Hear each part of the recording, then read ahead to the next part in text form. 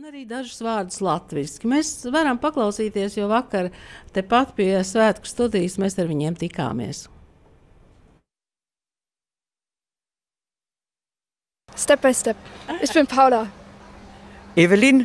Ich bin Lexa. Felicitas. Edgar. Mēs esam deju grupa no Berlīnes, Step by Step. 100 dejotāji no 4 līdz 60 gadu vecumam, un tagad Rīgā mēs esam 39 dejotāji.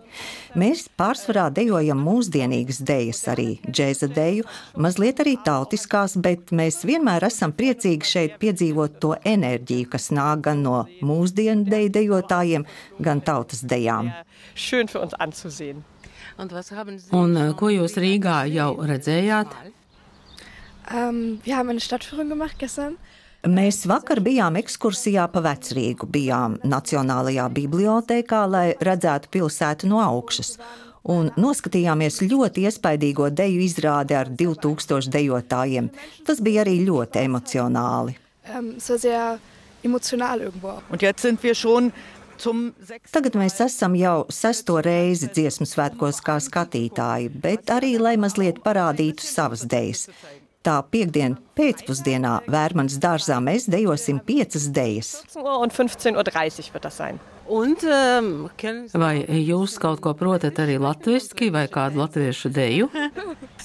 Mēs zinām daudzus vārdus, kas saistās ar ēdienu. Schuh und Avenes. Wir können Lottiga, Shigi und Labu Appetiti, aber wir können kaum richtige Sätze, denn Teikumus gan mēs vēl neprotam veidot. Vispār pietrūkst latviešu valodas mācību grāmatas vāciešiem. Das fehlt noch.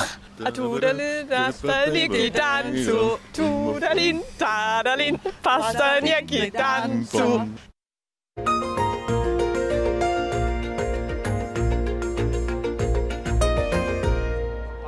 Kopu repertuāru skatēs, un randiņš dibināts 1999. gada rudenī Cēsīs. Un svētkos piedalījies jau kopš 2000. gada.